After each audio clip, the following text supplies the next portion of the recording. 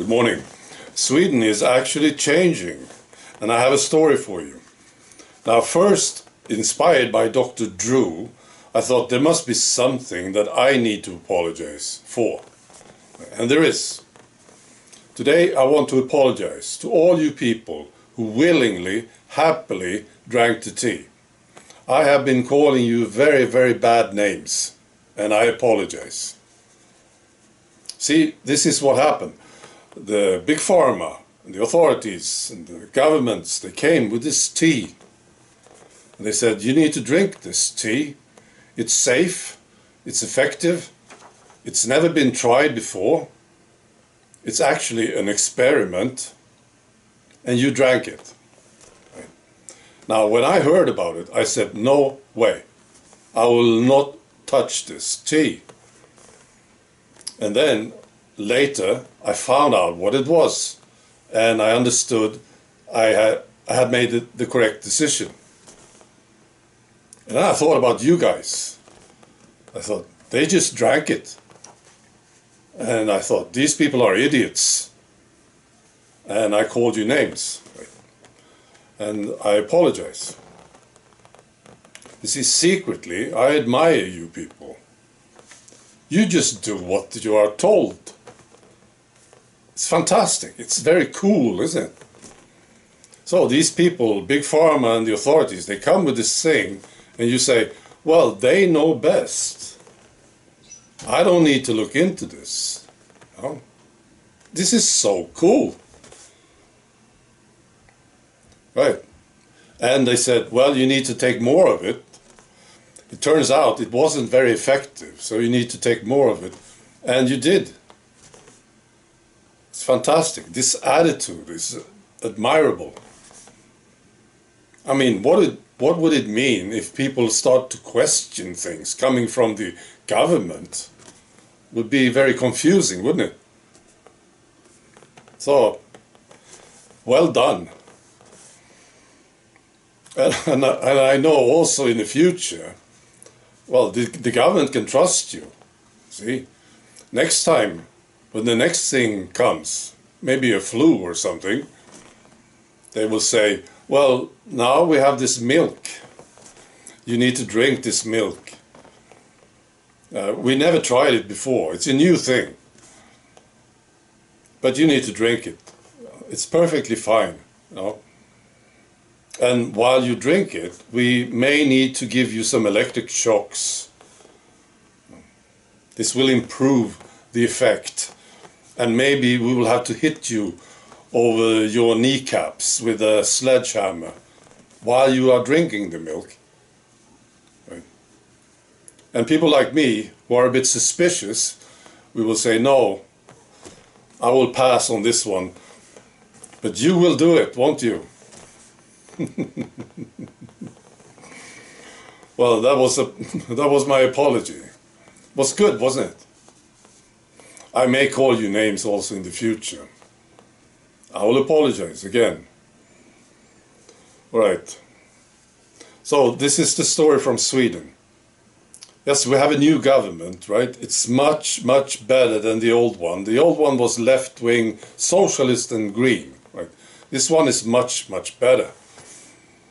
It's still a globalist government. It's really a bad government, it is.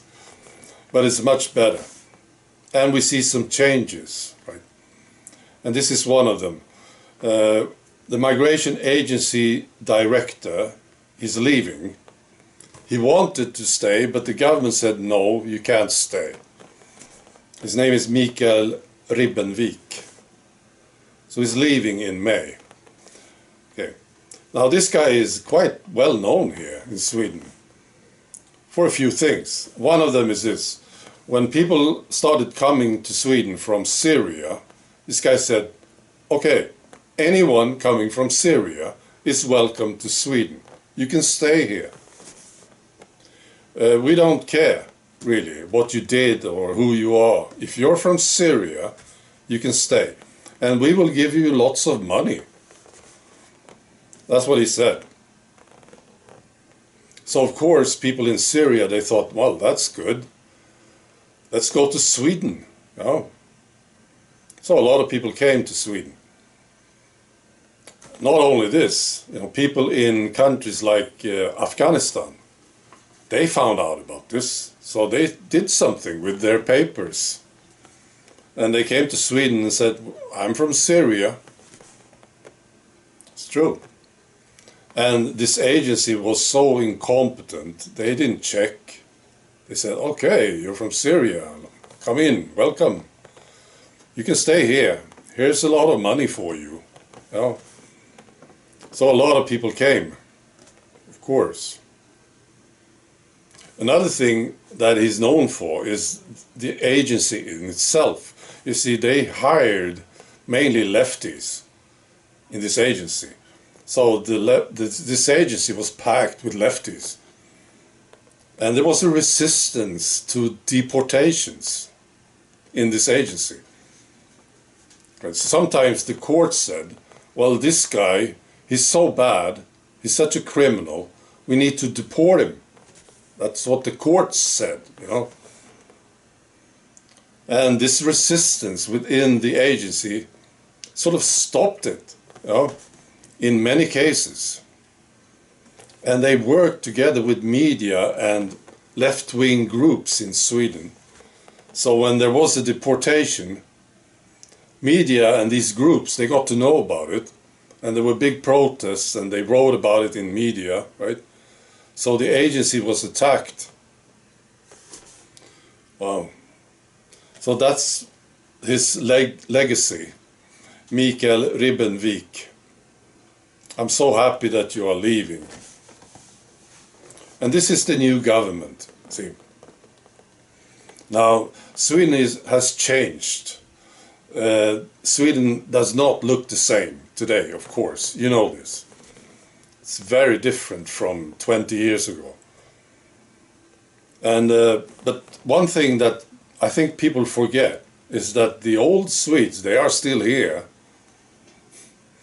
Absolutely. And there is a conflict growing here between the old Swedes and the new Swedes. Eventually something will happen. There will be a spark, of course. Right? So it's sort of too late, right? But now we have a change at least. So I'm curious to see what's going to happen to this country. What it looks like now is that the towns are deteriorating, the cities, the big cities, right? And the country is different. The difference is getting bigger, you see, between the country and the cities. In attitude, in how people behave, how they value things, you see, very different. All right, be good.